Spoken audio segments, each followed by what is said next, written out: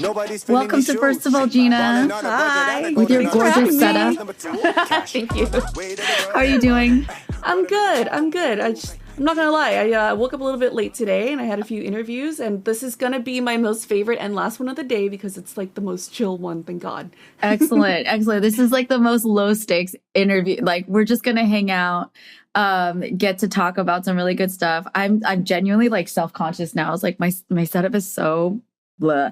Oh, I need to get on the I want to get the neon light. Like genuinely, I've wanted that for like over a year. This is such like a streamer setup is what it is.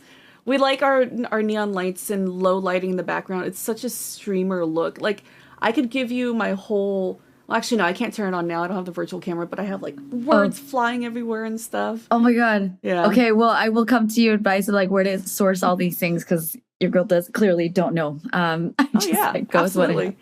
I have my self-tape set up. That's about it. I was like, that would look very weird. Have like a blue flat background in the back. No. That's the one thing I'm missing from my house. I gotta turn my extra room into a self-tape room. Ooh, very nice. Yeah, oh, you don't have that yet? Okay, yeah. Mm-hmm. Then it'll be complete. Bless Amazon. Takes so much of my money. Yeah, but no, it's so good to have you on this show. And I will like fangirl you a bit. I've been getting to know you because of our mutual love, Josh. Not my love in that way. Josh is my homie, but he's your love. And I was beyond thrilled when I found out that you guys were dating, by the way. Thank you. I freaked out because we were just catching up. I was like, what's been going on? Like, you know, it's usually same old, like, what are you auditioning? Like, da-da-da-da-da. And he's like, oh yeah, we did all that. And he's like, but yeah, I'm like, I'm seeing somebody. I'm like, huh? And I was like, what? Like, I freaked out. And so he was so happy. By the way, I'm just going to like out Josh right now. He was so happy. Like, you know, like you're trying to, Josh is really, really open. He's not a person that's like, he doesn't have none of the toxic masculinity crap. But you could tell, like, I think he was like, it was the early stages. So he was just like, he was like really happy, but he probably not wanting to jinx or anything. He's like, yeah, it's going well. You know what the funny thing is? It almost didn't happen. What? Why? Okay, I get to get into the full story. Yeah, I almost cut him off because I know, isn't that crazy? How? Can you spill the tea? So Josh and I had met via playing Apex with our mutual friends, James Tang, Johnny Young. And that's how we met online, and that's how we got to start talking. I had an extra ticket to a Daft Punk thing. I'm like, I barely know you, but I have an extra ticket. Do you want to just come? This was fully platonic. Okay. And he showed up, and again, it was still platonic, but I remembered. I was like, oh, he's really cute in person. Because I had only seen his shorts before through Johnny. Okay. And then, you know, throughout the night, there was flirting, and then we actually kissed the first night we met, which is wild for me because I don't kiss on the first date, but he just went for it. And then, so the next day, I was like, what do I do with this? Now what? And yeah, so now what? And then we were just texting lightly, and he's like, oh, you know, well, and we were texting, and I'm like alluding and leading to, we should go on a date, but he was not getting it. Oh, Josh. And then we were talking about food and cooking, and he's like, well, yeah, maybe you can try my cooking one day. And I just went, well, I mean, we would have to go on a date first. Good job. Good job. And he was like, Josh, oh, wait. What, come on. Right? And he was like, oh, wait, you're right, we should. So we go on a date, it's fine. He didn't ask any questions about me, which really rubbed me the wrong way. Mm-hmm. And then, you know, it was nice. Like, we kissed at the end of the night, went home, like, you know, separate ways. Yeah. And then for the next 2 weeks, one-worded text answers. Joshua. What are you doing? Nothing. Like, it was so dry, Minji. Why? Did he explain? I mean, I'm sure did you get an explanation later? So, after the 2 weeks, I'm talking to my makeup artist at G4. You know, they know everything. Yeah. I'm like, you know what? We're going to play Apex tonight. I think I'm going to cut it off tonight because he didn't plan a next date. His one-worded answers are awful. He doesn't ask me any questions. Clearly, this guy's not interested in me. And he was going to fly to Maryland back home, like to visit his family for 2 weeks the next day. So I'm like, I'm going to cut it off tonight. So we jump on tonight, and I'm like, hey, actually, can we talk about something really quick? And I told him, I gave him the spiel, like, you're really nice. You know, I enjoyed my time with you. but this is what I don't like, this and this, so I don't think this is gonna work out. And it was I had a great time. And then he went, oh my God, I'm so sorry that I made you feel that way. I really didn't mean to. What can I do to make it better? And I was like, what do you mean make it What? Wait, why are you not used to like men? This is where I get to know you better. Like, I would imagine any man who has a shot with you and doesn't live up to a very basic queen treatment standard should walk the plank and but then they'll like swim back and be like, please, how can I fix it? Was this confusing?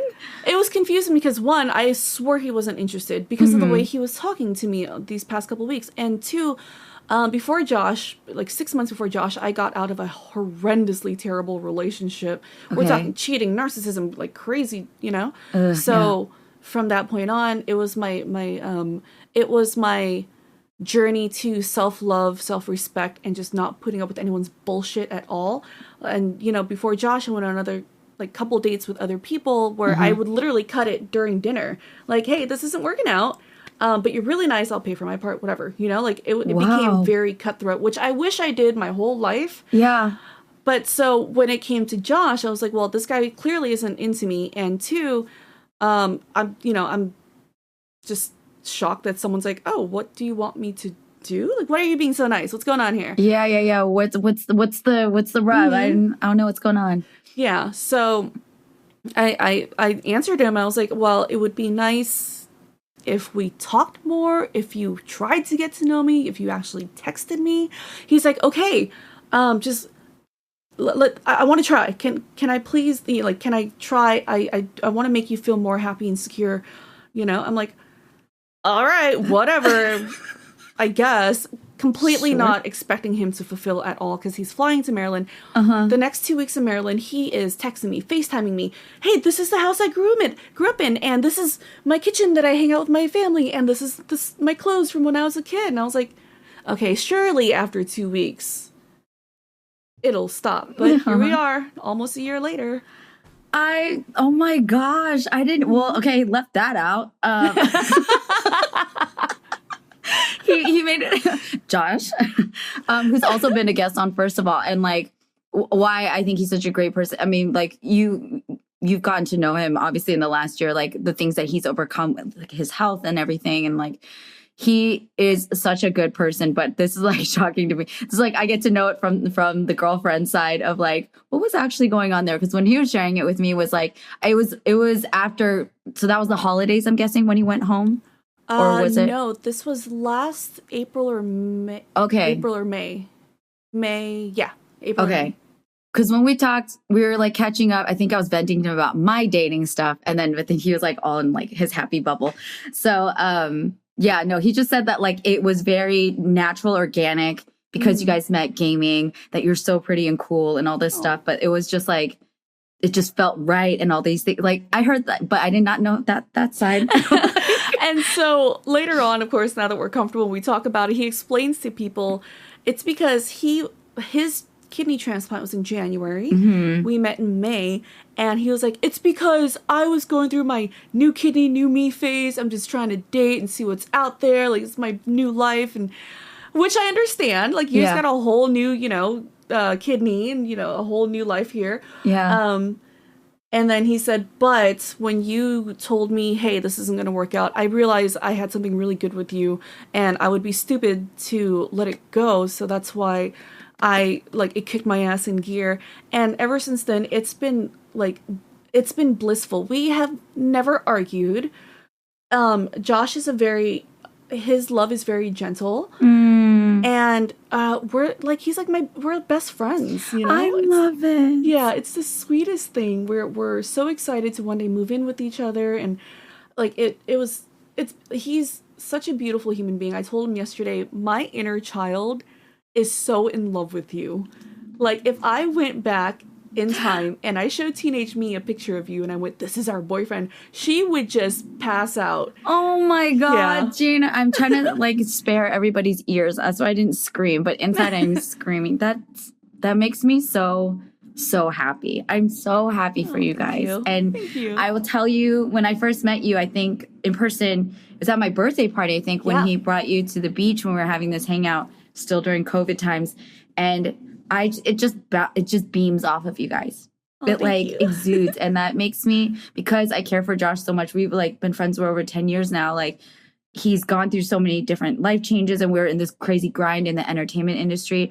I can attest, like, he is such a good-hearted person. And for him, like, to be the kind of person that I'm like honored to call a friend, be so happy with, like, I was like, you're dating Josh, like, because so the original thought was like, I've been a fan of yours. Like, I've seen your like skits and stuff because of David So. David's a friend of mine too. Oh, so I've known of you and like your personality, your vibe, your look, obviously. Like, I was like, Gina is a fucking god. She's a goddess queen. Oh. I was like, Josh, you're dating Gina?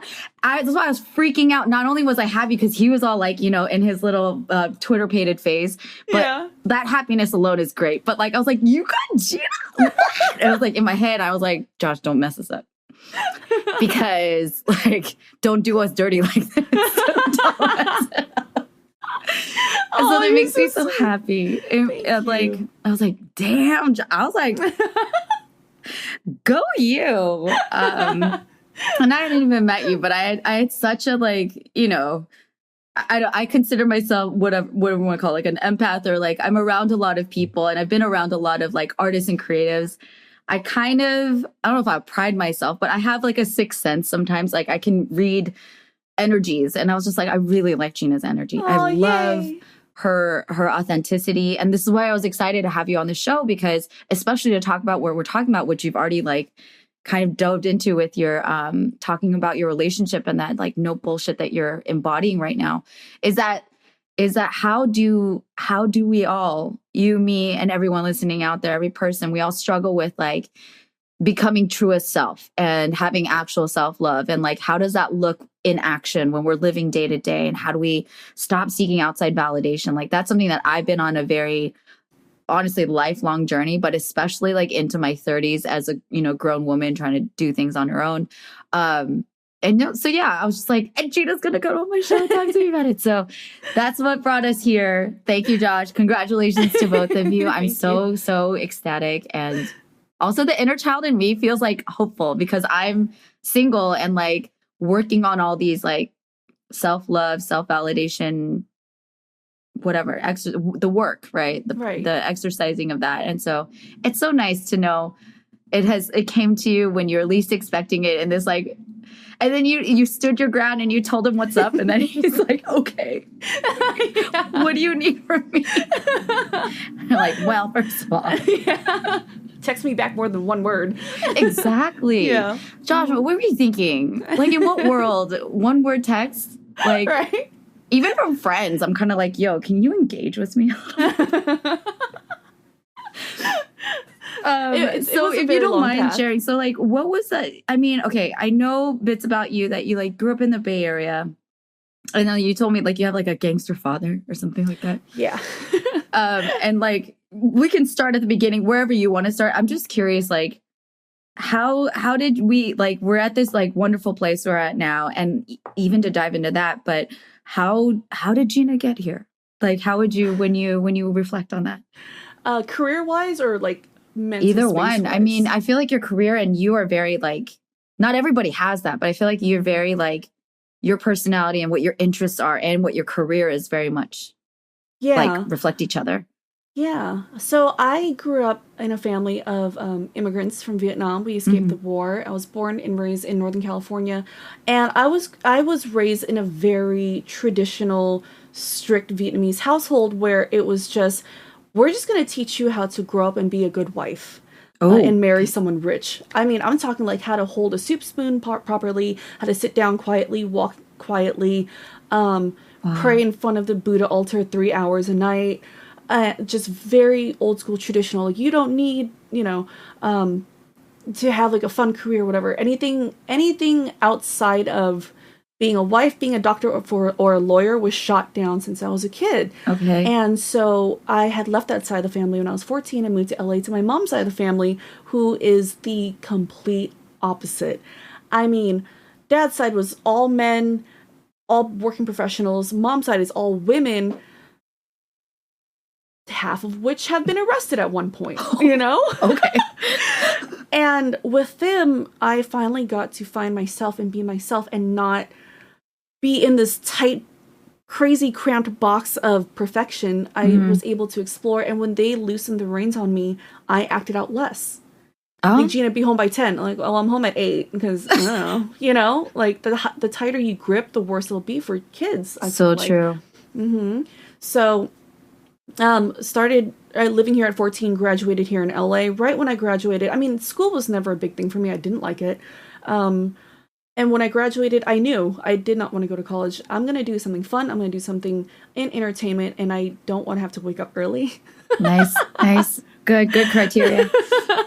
So, like, straight out of high school, it was a whirlwind of working at 4 different jobs at once, go dancing at night, hostess during the day, cocktail waitress on some nights, influencer stuff, early influencer years. And it was just a crazy life of, I don't know how I'm going to pay for my next rent. Like, I started living by myself when I was 19.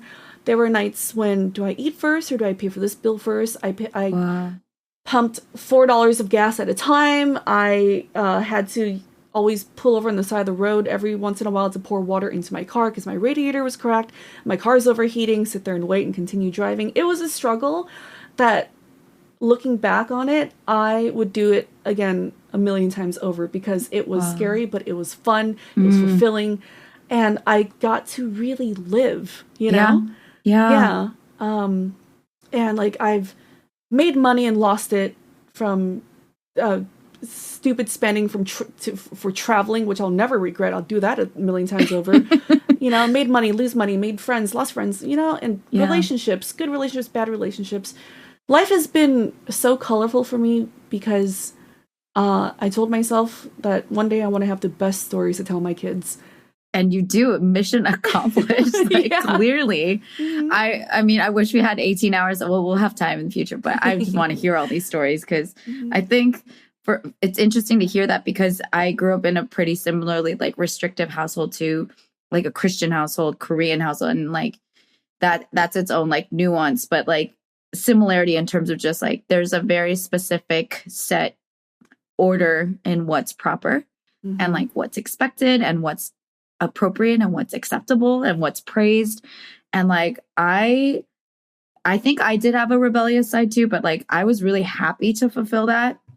And like that takes a lot of like therapy and like trying to understand child psychology and all that stuff of like why.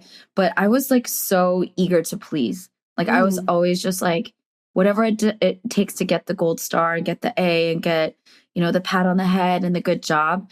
But I also knew inside for me, and I don't know if you felt this way, I was a shy kid, but I had a lot to say, right? Like, and I think that's the part of me now that everyone's like, oh, that's super obvious. They're like, you're very outspoken, blah, blah, blah. I really wasn't as a kid, but I think I had the impulse in me, but it was just always like stifled down. So I don't know if you had that, like, do you feel like you were kind of born a rebel, or is that something that kind of came out after puberty or like over time? Oh, absolutely. I mean, I dreamt of being like a superstar, and I was a rebel, you know, and I wasn't raised by parents. It was grandparents. Oh, okay. Very strict, like actually abusive grandparents. And so every voice I had was stifled. Like from every dream I had, it was shot down. But I always knew I wanted to talk, sing, act, something, you know? Yeah. But I was never given that chance until I took it into my own hands when I was around 16. That's crazy. Yeah. I love that you did that. I mean, I kind of did too, but mine was in a very self-destructive way because I ended up in a really, really bad exactly what you said, that tighter people grip or something grips, the more you hide and you like, you know, it just, and so mine went really bad, really dark. And when you left, like when you decided to take that leap, you said you're 16 at the time, or that's when you moved to your mom's side? So I moved to my mom's. So I've always said I've had 2 birthdays. The day that I was born and the day that I finally escaped my previous family. Oh, wow. That was when I was reborn, moved into such a loving, understanding family.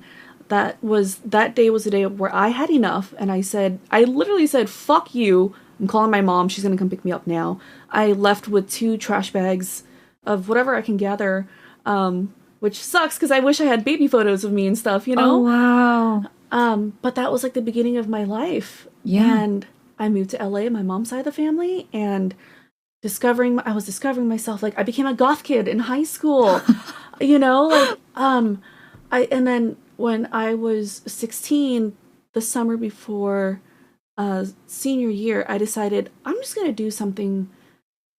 Fuck it. I'm going to do something I've never thought I'd ever do before. I know since I was a kid, 4 years old, I saw Cindy Crawford on a billboard. I knew I wanted to be a model. I'm going to sign up for a beauty pageant. Oh my God. And then so I Googled Vietnamese beauty pageants in Southern California, and I found a pageant, and the cutoff age was 17, but I'm going to be 17 in like 3 weeks. They don't need to know that. Preliminaries is next week. Fuck it, let's see what happens. And I signed up. I sent in a photo of myself, and they emailed me saying, hey, you're approved. And so I told one aunt, Nancy, the first family member that Josh ever met. Nancy was my aunt. She was a young aunt. She was only like 5 years older than me. Oh, I love it. And I said, Nancy, I need you to drive me down to Orange County. I'm doing preliminaries for a beauty pageant. She's like, what the fuck? Okay. This is the aunt that turned me into a goth kid, you know? Like, she was awesome.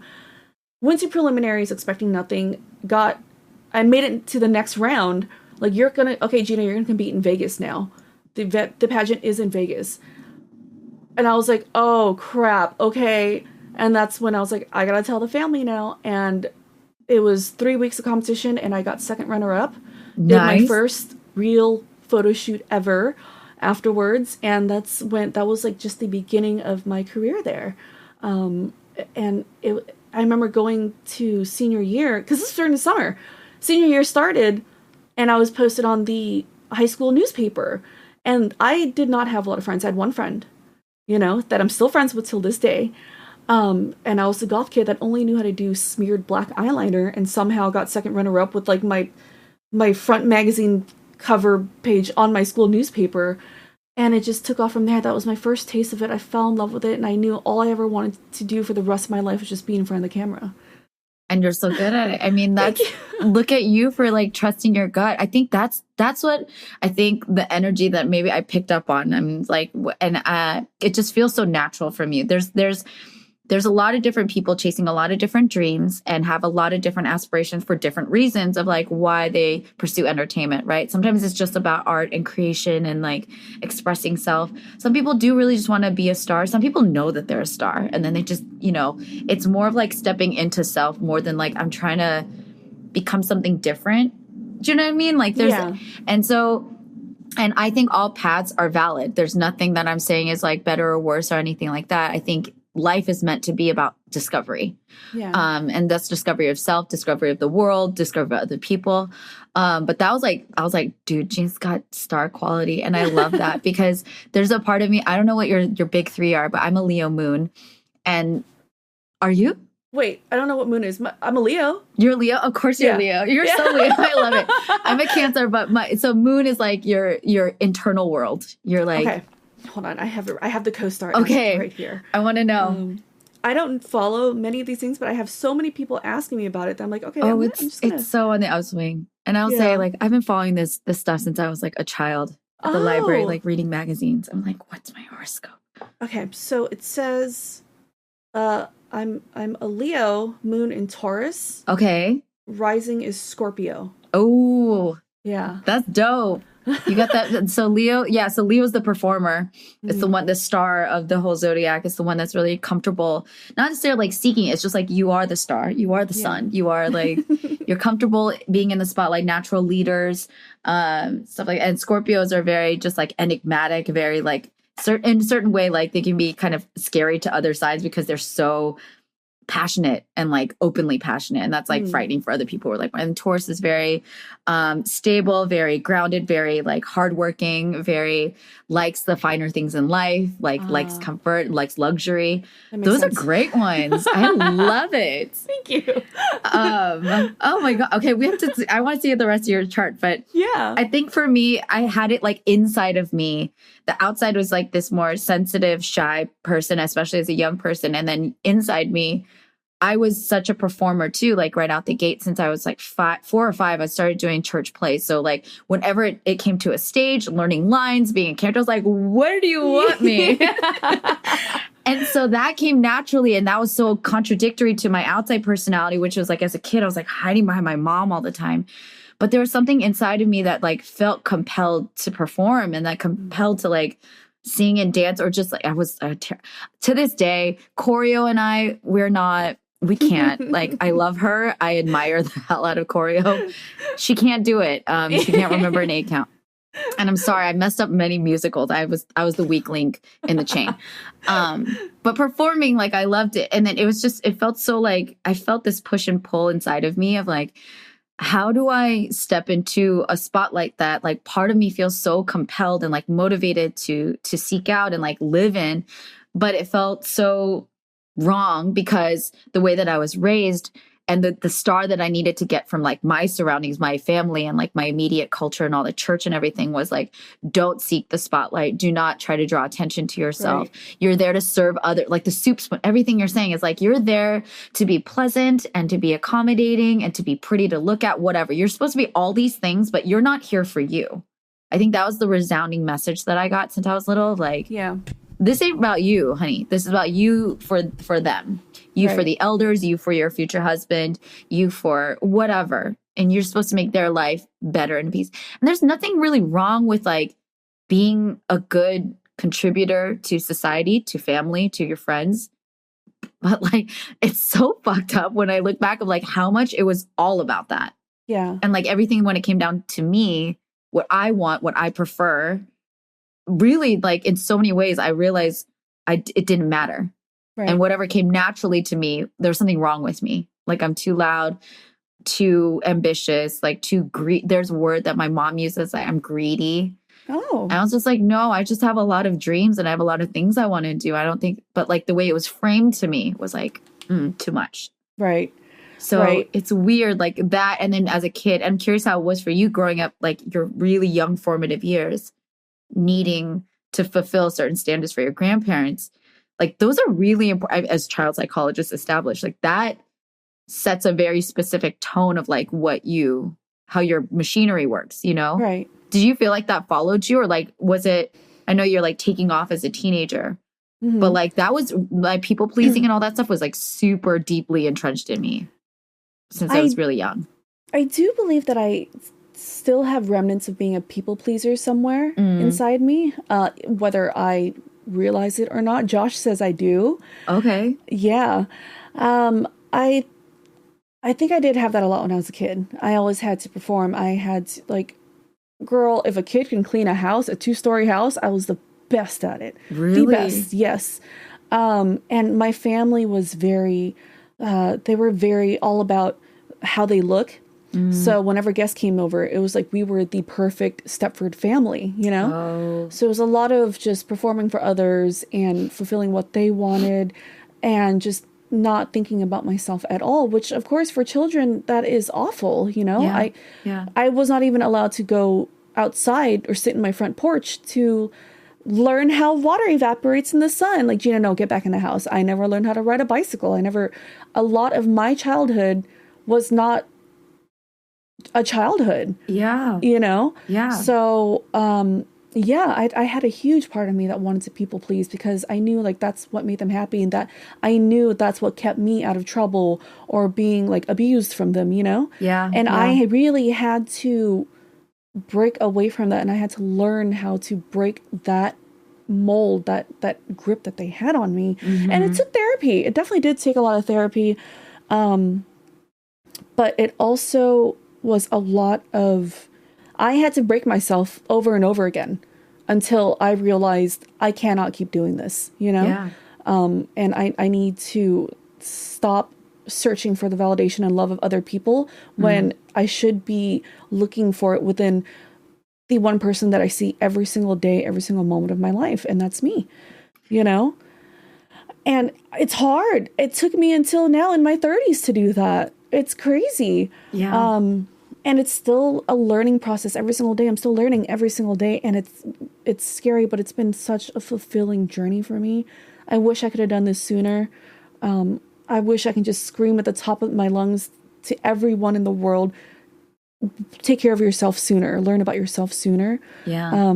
Because I feel like it would have kept me from a lot of trouble and a lot of heartache. Yeah, for sure. Wiser words have never been said. Thank you for sharing. Okay, I want to dive into more of that, but real quick, we're going to take a quick break. Welcome back. So glad to have you on the show, Gina. Happy to be here. Yeah, I feel so honored. Previously, actually, before we started recording and getting into all these stories, we were talking about like the influencer life, and that's something that you've gotten. So, you know, this is like the world that you live in, being a host and being an actress, and like, I think there's a lot to be said about the industry that you and I live in. You live in a very specific sub-universe of like the entertainment universe, where there's a lot of inherent like validation seeking, I'd say, like, yes. And we were talking about influencing and all that stuff. And it's been fascinating to me watching all of this unfold the last few years of like how much things have changed. Specifically, I think a lot of it has to do with like TikTok and just that in tandem with like how society's unraveled and all this stuff and COVID and all this stuff. But I feel like personally, we are really rapidly moving away from like this over perfect universe, like the issues with like Instagram and with like the over curated feed and all that stuff. So I'm really curious from your side, having lived it, you know, through all these different versions of the entertainment universe of influencing. What's it like from your side? Like, what have you seen change and like, what do you like or not like about it? Oh gosh. So I've been doing the whole social media thing since 2007, 6. MySpace, Asian Avenue, all that stuff. Oh my God, Asian yeah. Find a pics, you know? Oh my From God. way back when. Yeah. So, you know, I've been on the internet for so long, and I started doing the whole like growing your social media following, trying back when influencers weren't a thing. Yeah. I've seen it since early 2010s, and I've only noticed a huge shift as of recently because of TikTok. Because back then it was so prestigious to work with these brands, and only there's just models and very professional voice acting and announcers and stuff like that. Yeah. And then all of a sudden it went from only the prestigious to everyone has a voice now. Everyone. And it went from very curated Instagram feeds, like everything is just, everyone had a color theme of all their photos. Every other photo had to be this. It was just, and I couldn't keep up. I hated that. I hated it so much. I think throughout my whole entire career, I was never able to stick to a curated look, stick to a proper image. It didn't, I could not do that. And I'll explain why in a second. I'm pretty sure it's very obvious. But, and then it was the Kardashian era. And now everyone has, and the makeup influencer era, where everyone had, you know, the crazy, like, ombre brows and the Kardashian body and diet pills, you know. The diet teas. It was so heavily, it was too perfect. Everything was too perfect. Come with me to my $1 million vacation in the Maldives, you know? Yeah. And then came the introduction of TikTok. And with TikTok came just a boom of regular people that started having millions of followers. Their voices were being heard. And these were not Kardashians. These were not just all like beautiful blonde white girls, you know? These were just like, hey, I'm a mom. Here's my favorite things on Amazon. Buy it or whatever the fuck. I don't give a shit, you know? Do what you want. I don't care. Yeah. And then Gen Z is the most rebellious generation now, where we don't want to watch how-to videos on how to get like how to buy a Birkin purse. Show us how to do our fucking taxes, you know, exactly. And make it funny. Thank you. Yeah. And everyone wants to be like, everyone wants to watch someone that's relatable. One thing I've heard all the time from all the brands I work with, from a lot of comments online, like, oh my God, I love this. It feels like I'm just on a FaceTime call with you. We're besties, you know? And that's what resonates so much more with people now. And so now gone are the days of the Kardashians. Gone are the days of like, just look at my all white bedroom, like my, that you can't even sit in, and like how are you gonna keep that clean? Let's be exactly. real. And now it's being called the de-influencing era, where there are creators out there who are like, I'm going to de-influence these makeup products for you because you guys see it all the time and I'm sick of it. This is the so people, all the influencers and makeup artists are saying, this is the greatest foundation ever. Well, watch this, bitch, and I'll put it on. And it's like, this is the worst. You don't need money on this. You don't need, no. Exactly. That $100 hairband that everyone's wearing, you don't need that shit. Buy one at Target. Because one, we're in a recession. Two, Gen Z millennials also, we're fucking broke. Yeah. All right. Yeah. We want things that are attainable, relatable, and it just works so well now. And I love where it's going. Same here. I'm such a fan. Yeah. And it also, most importantly, and this is where early 2010s went so horribly wrong. Most importantly, it is so much better for the kids, so much better for the teenagers. Depression has peaked because of the stress and the expectations of being a 14-year-old influencer that makes millions. And if these kids are not achieving that, they are so depressed. Yeah. But now with the new wave, it's like, oh, look at this kid who is an influencer, but they're not any different than me. They're living besides the influencing, they're a normal person. They're normal, yeah. Like whatever that means. They're still struggling with whatever 14-year-olds struggle with, Right. And I think it's just so much healthier now, and it's going towards the right direction. I agree. I love that. And it actually is even more reassuring because like that's like for me as like an audience person who's been, adjacent to the entertainment industry and in it in certain ways, but like it's really refreshing to hear that even from somebody who has had to have the pressure of being the content creator, being the influencer, to see that from your perspective too, because it's such an impossible standard to live up to the way that it has been, right? Like, and that validation that came from, I think, from like really deep places. And like, it's not for me to sit here and like blame all of our parents or grandparents. Like, honestly, I'm at a much better place thanks to therapy and all this, healing work.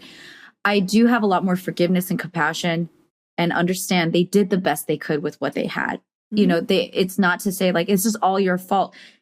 However, it's like wrong to say that it wasn't heavily influencing what we believed we were supposed to do and how we were supposed to behave and what we were supposed to prioritize as young people and then carry that into our formative years while also living in a culture that's also telling us, hey, on top of all that shit, your parents and like whatever, your caretakers and your whole culture and community told you, we as a society is also telling you, if you have any cellulite, you are not lovable. If you have any like wrinkles or like, God forbid, hyperpigmentation from acne scarring, like you're never going to find the love of your life. Do you know what I'm saying? Like all these things that we're just impossible shit that we're supposed to just digest on the daily, whether we like it or not, and then believe that in order to have good things in life, we have to subscribe to and like have X, Y, or Z to be remotely lovable or remotely successful.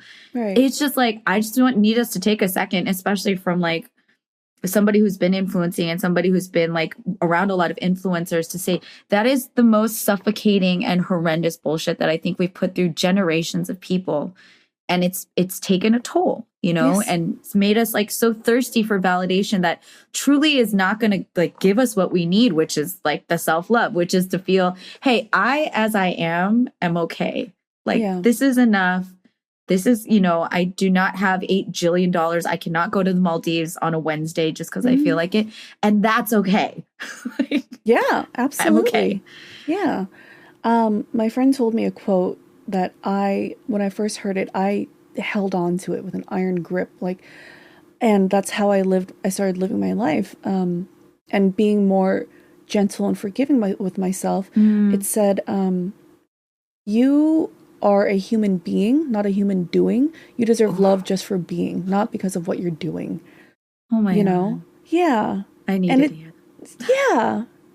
And it taught me to just please be gentle with yourself.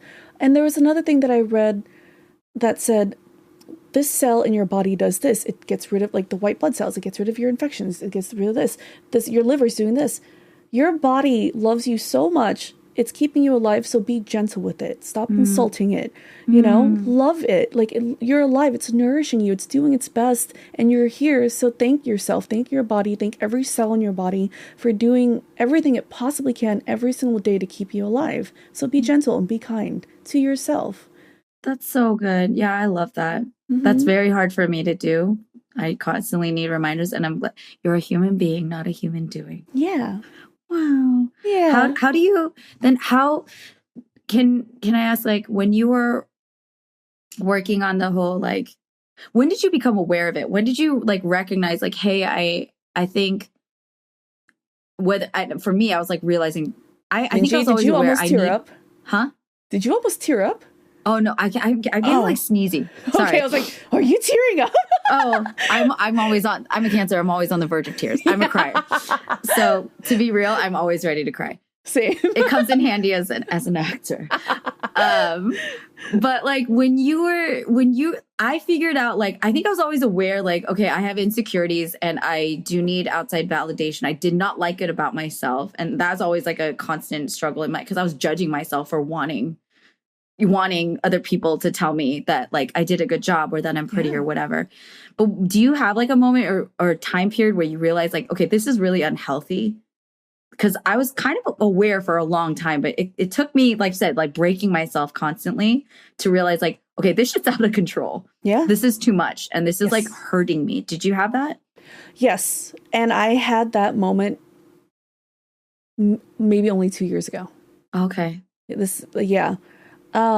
My whole entire life, I lived on two planes, the plane of delusion and the plane of seeking love from other people. The delusion was that I love myself. I'm the best. I'm going to fake it till I make it. And it really did get me very far. Yeah. Oh, it really did. Like I faked confidence all throughout high school. I faked confidence all throughout my 20s. Like, yeah, I'm awesome. And you're going to pay me more than everyone else because I'm the best at this. And it worked. But also... It's crazy. Like, it really is crazy. But on the other plane was I need validation because I was not raised with any proper parental figures ever. So I did not know what real love was supposed to look like. I didn't know what real respect was supposed to look like. I didn't know what self-respect and love was supposed to be like. So I sought love and acceptance in other people, whether it be friendships, relationships, like mentors or anything, you know? Like, okay, if I'm making them happy, then I'm doing good. But then that led me down a very self-destructive path of just meeting the worst people, latching onto the worst friends, the worst relationships, like romantic relationships. It was awful. Yeah. And no matter what I did, nothing ever felt like home, you know? Yeah, yeah. And then it took 2 back-to-back horrendous relationships, one that went viral, for me to realize, what the fuck am I doing? Like, why am I doing this? Yeah. And that's when I finally decided to seek therapy. Therapy was always something that I wanted to try, but I was never able to afford or never put it first and foremost of what I really needed to do. So I finally went to therapy, and I did an exercise with my therapist. She was amazing. She made me do an exercise where she told me to close my eyes and imagine my inner child, like little Gina. What is she doing? She's like, what is she? What does the room look like that she's sitting in? What is she surrounded by? And I shit you not, Minji, the only thing that I could have imagined, was little Gina, probably around 4 years old, sitting there playing with one toy, the one toy she had her whole entire life when she was a kid, in not a pretty room. It was just darkness. It was just a black darkness, as if it was just a black backdrop. And she asked me, what are you surrounded by? It was a giant centipede circling me. Whoa. Yeah. And she was like, okay, we gotta figure this out. And the exercise she did with me was, Gina, imagine that I, your therapist, am little kid you. And then she looked at me, she said, why are you doing this to us? I thought you loved me. Why are you hurting me like this? Everything that you're doing, the people that you choose to have in your life, you're hurting me, your inner child. Why are you doing this? And that's when I first realized that I didn't have an answer for that. And the only thing I can come up with was just sobs and apologies in between sobs of, I'm sorry. I didn't realize I was hurting you. I should have taken care of you. And that was like my awakening. And really, it really forced me to ask, why the fuck am I constantly hurting myself when the only person that I have is myself? Yeah. It was rough. It was really rough. And she walked me through another exercise of, she's like, I'm going to say a series of sentences with these key words, and you have to rate from a scale of 1 to 10 on how much that hurt you. She's like, and I want you to imagine the most important person of your life saying this to you. Okay, sure. So she started saying sentences like, Gina, you're stupid. I'm like, that's like a 1. I don't care. No, I don't give a fuck. I know I'm not stupid. Gina, you're not important. I'm like, I don't really care about that either. You know, I'm important to me. That's fine. And then she reached the sentence. She said, Gina, you will never be safe. And it was an explosion of, I broke down. I completely broke down in the rawest form of myself. And that's how she figured out what was my driving factor behind everything and what my biggest fear was. My biggest fear was that I will never be safe. That's why I work so hard. That's why I give myself everything that I want to try to build my own safety, like my little home for myself. And that's what is my number one driving factor now. And it took a long time to get there. Yeah. And I'm still learning that every single day. I've got diagnosed with ADHD 2 months ago, and I had a breakdown over that too. You know, it's a lot. This is the most painful thing I've ever been through, but God, does it still also feel so good? Right. It's isn't that like I don't know how to describe. It's like the worst. It's the worst. That's why I was like, so when people talked about like what I've been experiencing with therapy, I said it's the worst. But I need it. I'm so I'm so grateful to it. Like, because it's a knowing for me, at least, that it's helping me. These are keys unlocking like really like repetitive cycles. Like what the cycles, like not only are they painful to me, they just piss me off because there's a part of me, my ego, it's like, I know better than this. And there's a part of me that my plane of delusion where I'm like, I am the shit. I am amazing. I'm a good person. I'm kind. Like, I don't deserve this. There's part of me that knows that too. So like when this stuff is happening on repeat, you're like, what is going on? Yes. It makes me insane to the point of like, why am I lowering myself to this kind of treatment or to invite these kinds of relationships or like just to keep just like working their way through. And then I say, no, it's done. And then it comes back again. And so I think there's like the quote that really hit me when I hit my, I don't know if I call it rock bottom. It's like a certain barrier that I was like. Breaking point. Yeah. A breaking point of like the discomfort of change or like, I am totally going to butcher this, but it's like the discomfort and the pain of changing. You're going to change when like the pain of doing so is not as bad, or it's like the pain of staying the same is worse than the pain of having to change. Yes. I think that's what it is. And I've reached that point probably like 4 or 5 years ago, but really I'd say 3 years ago for me too. Like I'm done. Like I'm so sick of hurting myself, and it still is continuous.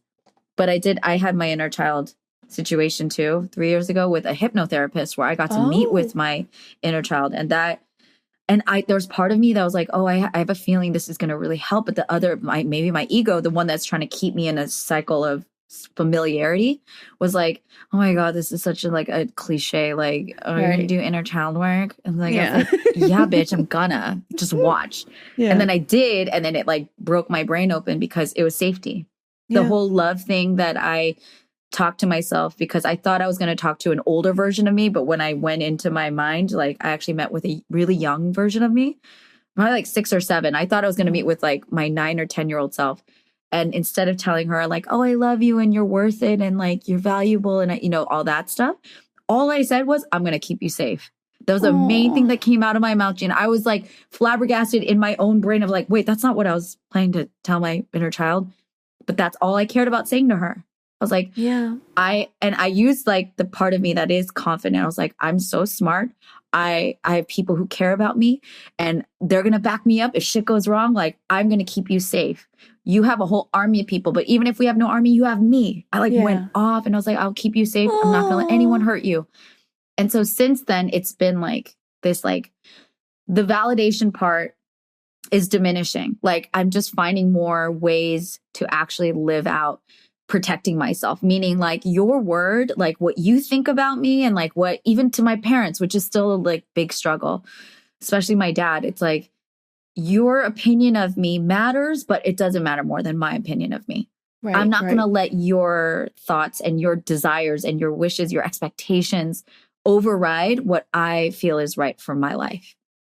And then I'm working on that, like even with like the outside, with work, with friendships, like with everything. And it's hard.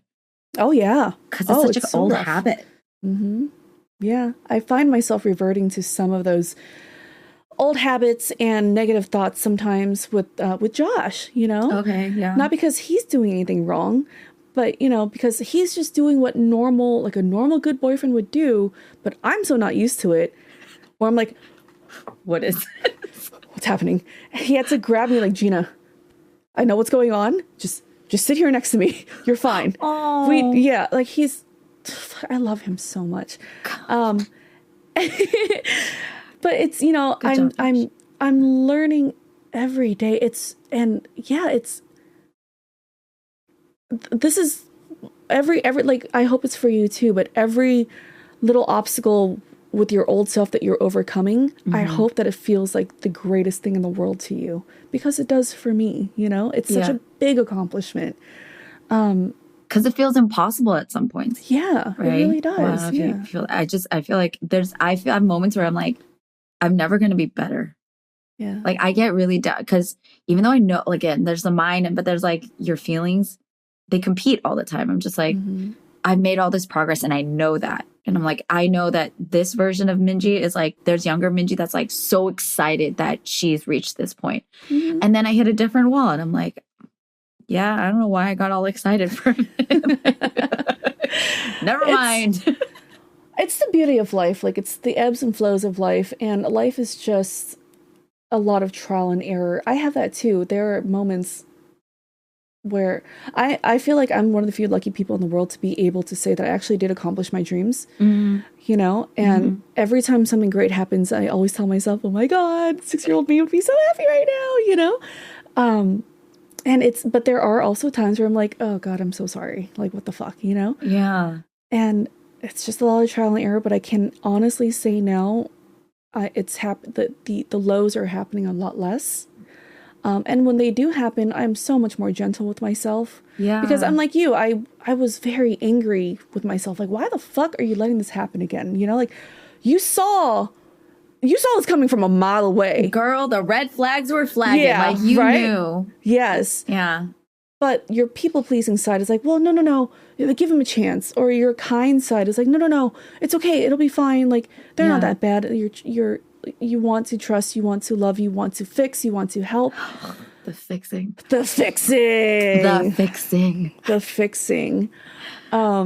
And then at the end, you get hurt again. And that's, you know, the fixing part was a huge problem for me too.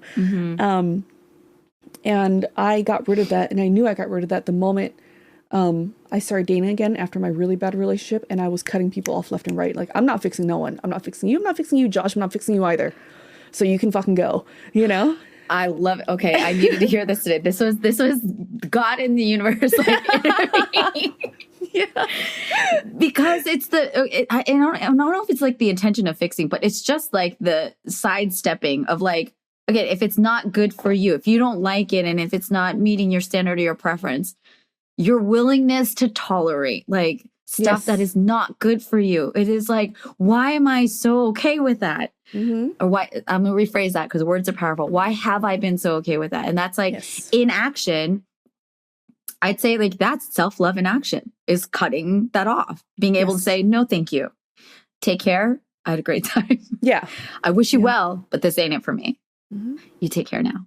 Yeah. Bye. And then that's Gina. How else do you see that popping up? Like if anyone out there who's like struggling with their like self-validation, their self-love, how do you see it? Like when you recognize it, you're like, oh, that's me loving me. That's me loving me. Do you feel that, or do you pay attention to that and like clock it in? I'm so sniffly, by the way. I keep like sniffling. Oh, I can't hear. I can't tell. You're okay. Fine. I feel like I start recognizing it when I'm so much more attentive to myself now, whether it be with relationships, friendships, work relationships, or work in general. The moment I always check in with myself, like, okay, did this make me happy? Do I feel some type of way about this? Do I feel strange about this? If so, why? Can I fix it? Is this really what I want?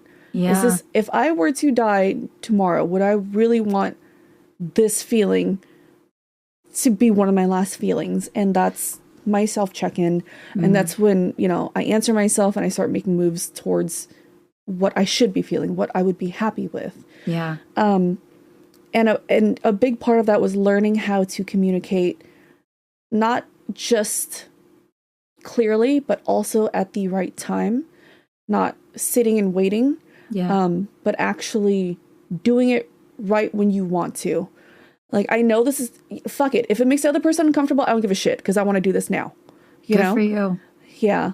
Without being an absolute dick, of course, Yeah. No, there's a way. Even the fact that you're tact. Sorry, but like, yeah, but tact. Like, to me, I think that's with the dating part. Let's use that as an example. To say to somebody, like, I didn't feel comfortable with this. Saying that is not, you're not punching them in the face and you're not leaving a bag of dog crap on their doorstep. Like, you're telling somebody how you felt. Like, I'm saying I wasn't comfortable with that.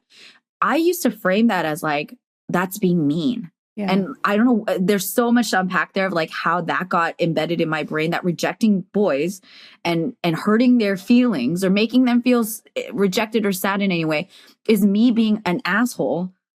That's the narrative that I had in my head for so long. So yeah, what did that result in? I would just tolerate all kinds of like discomfort in my life, my safety, my sanity, like all this stuff that felt shitty for me, because God forbid I be an asshole and like make them feel bad for a nanosecond. Yeah. And that's something really, really toxic and very destructive. So even to me, it's like, how can I maintain the integrity, my value that I want to still be a kind person, a respectful person, to like give myself permission? Like, if you articulate something doesn't make you feel comfortable, that's not you being like, to say to myself, that's not you being mean or bad, Minji. That's you being uncomfortable and being able to protect yourself and stand up for yourself. And to say it in a way also for my safety. It's like, I'm not trying to like scream this at somebody, because that also creates a unsafe, potentially unsafe thing. Because I've dealt with scary men in my life. And so like, how can I deliver it in a safe manner? I think through all those things. And that to me is me loving myself, of like, okay, we're going to keep ourselves safe. And we're also going to keep ourselves safe by removing said person that makes you uncomfortable away from you. How can you communicate that while maintaining, safety, but also respect for self, respect for this person? And if they cannot deal with that, like they can't deal with rejection, which most people do, like then we'll just deal with it. We'll cross that bridge when we get to it. Right. And thankfully it hasn't gotten there because I'm approaching it hopefully with integrity, Yes. But it's hard, girl. It is. It is, because we were never taught to put ourselves first. It was always other people's feelings first. Yeah. And then, once you learn how to love yourself, a part of self-love is knowing how to say no. And the next step of that is knowing how to say no without having to explain. No is a complete sentence. Yeah, it's a complete sentence. I'm an over-explainer. Yeah, I know. Me too. Like, I had to break that habit too. It's like, Gina, can you come into work? No, I'm not scheduled today. Why? Don't need to give you a reason why. Like, I'm not scheduled today. Because I'm not scheduled. Yeah. That's a you problem, And it's such a I overcorrected, I feel like, when I was younger too, because the earlier 20 years of searching for self-love was thinking, on the delusion of I'm the best, I'm the greatest, blah, blah, blah. But that led to I'm the best, I'm the greatest, I'm better than you. I don't need you, I'm better than you. Why are you hiring them? I'm better. That turns into a dick. Because, like in your 20s, you're so arrogant. You think you know everything. You think you're so smart, So I overcorrected during that time. And then you get humbled. And that's when you hit the level or the stage of, oh shit, I'm not that great. I need to shut the fuck up and learn, because there are so many other greater people than that. And that's such a valuable moment in life too, when you learn how to be a student, you know? Yes. And it's fun being a student of yourself. And just learning about yourself. Like I said earlier, I got diagnosed with ADHD 2 months ago because I did an audition for, or I was actually casted for a reality show that never came to be because recession, all that stuff. And during that reality show, protocol is you have to go through a very, very intense psychological evaluation. Okay. And I guess they do this for a lot of TV shows and stuff because they did not do that before in the 70s, and one of the contestants killed another person, so it's protocol now. Okay. Yeah. Good protocol. It was a 2-week thing. It spanned 2 weeks, and it was a very interesting process of some, like 6 pages of questions first, and then 500 true or false questions that's being monitored by someone. And this test has been around for forever. It's a $3,000 test, which I didn't have to pay for because thank God I got casted for this. Yeah. And within that test, it can detect if you're lying. And they've been using this for decades. And then they take the results of that. It shows up on a graph. It shows a graph. They take the results of that, gives it to the psychologist. And this man is like 60 years old, been in the game for so long. You sit down and talk to him. Minji, this was probably one of the only times in my life where I felt so exposed. It was uncomfortable. It was extremely uncomfortable. Ooh. So it was a 45-minute call that I took during a break during my podcast. And I sat down with him. He's like, I have your evaluation here. And he asked me a few questions. And at the end of the evaluation, he was like, would you like to know how you scored? And I was like, oh yeah, absolutely. That'd be great. I was read. Oh, he read me like a book. And we all have that mask that we put on in front of other people. Yeah. He just decimated that mask. And he was like, Gina, you scored very high on hyperactivity. And this is why earlier you said C's get degrees, you know, and you couldn't focus in school. You were also very, you score very high on nervousness. You scored very high on manipulation, which is an old school word for being very persuasive. He's like, that is why you work in entertainment, because actors have to manipulate people into thinking, you know, this and that. I was like, okay. And like he read me like a book, and he's like, and you're a more reserved person, but you're very good at manipulating people into thinking you're an extrovert. I'm like, what do you mean reserved? No, everyone at G4 and everyone knows that I'm. He's like, yeah, but what are you when you're alone? I was like, you motherfucker. Get away from me. How dare you read me like this? You don't know me. But you do. But you do. And I felt so exposed. Yeah. But instead of sitting there like, what the fuck? I feel so exposed. It was more, I switched my mindset to, I feel so understood. Yeah. And my God, did it feel so good to be understood. This is incredible. Someone gets it. And then the hyperactivity reading led me to, let's go see a specialist to see if I have ADHD. So I went to a specialist, and on a scale of 1 to 80, you need a 25 or higher to have ADHD. She's like, you got a 78, dude. Like, you're ADHD as fuck. And then here's the thing. I started sobbing because she read to me, and I was doing research too on what ADHD symptoms show up like, because women are horribly underdiagnosed when it comes to ADHD. And she started reading off all the symptoms, and I started crying because finally everything made sense. She was like, you can't remember anything. You were unorganized. You couldn't do anything. You couldn't focus in school. You know, your grades weren't great. And I cried to her and I said, so I'm not stupid? Oh, Gina. And she's like, no. I'm like, but I was told I was so stupid when I was little. Gina, you're dumb. You can't do anything right. You're stupid. Like, why can't you focus?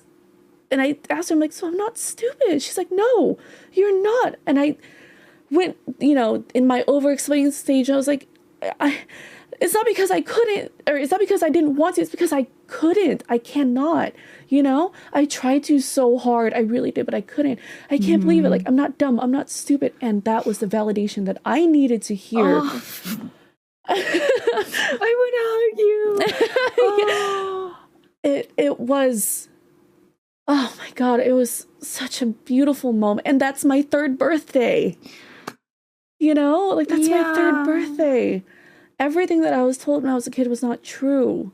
And that further solidified my belief in it doesn't matter what the fuck other people think of you. It's what you think of yourself. I knew something inside me was not right. Yeah. I knew that no matter how hard I tried, there was a reason why I couldn't why I couldn't perform these tasks. And I was right all along. That intuition was always right. Yeah. And you owe it to yourself to find the answers and to prove your intuitions, that your intuition is correct. You owe it to yourself. And that is where my journey has taken me. And I'm never going to stop. It's fucking amazing. Don't. Oh my God, never ever stop, Gina. I'm so like, I don't know what the words are. Like, I'm just so happy for you. I'm relieved for you. I'm so like inspired. And those are monumental things. And it takes so much courage and like determination, to just like get through all the fucking steps that had to take you to get to that point. And like how it delivered this test to you that like changed everything. And then you stepped up to the freaking plate though. Like you're at the plate and you went to bat. Like, and that takes your character, your you to like step up and do it. So I'm just oh my gosh. Thank you. And I can't, oh my God. I'm so happy. Thank you for sharing that. Mm-hmm. I can't think of a better way to like wrap up this conversation, even though I could talk to you for hours upon hours. I do want to, one parting word though. Is, I do, if anyone, like for all the people that hears this, I do want to tell you that it's never too late. Yes. It really is never too late. You're not behind. There are people in their 50s and 60s that are still discovering things about themselves. Yeah. You're not too late. So just do it. Just fucking go and do it. Find yourself. You're so right. Oh my gosh. That was actually, so I have 3 lightning questions that I ask at the end to everyone, but that was the last one. You could reiterate that. The other 2, let's just do, one thing is like, what are you grateful for today? That I woke up. Good thing. What a wonderful day to wake up. Absolutely. Yeah. Secondly, what are you looking forward to? The first answer was Josh. Yeah, I was going to say, later. To call your love back. That makes me so happy. And the second answer that came to mind was, I can't wait for what's next. Whether it be career or family or afterlife. I can't wait. Good. Amazing. Yeah. And then the third question is, what do you want to leave with everybody here listening today? And it's not too late. It's not too late. And you are a human being, not a human doing. Mm-hmm. Again, wiser words have never been said here on First of All. Gina, thank you so much. This was so much fun. Time flew. Can't wait to have you back again. We'll hopefully hang out. Well, I'll cook for you, whatever. Like, yay. There are good times ahead. I'm so excited. And thank you again for being on the show. Thank you. I had such a great time. Thank you.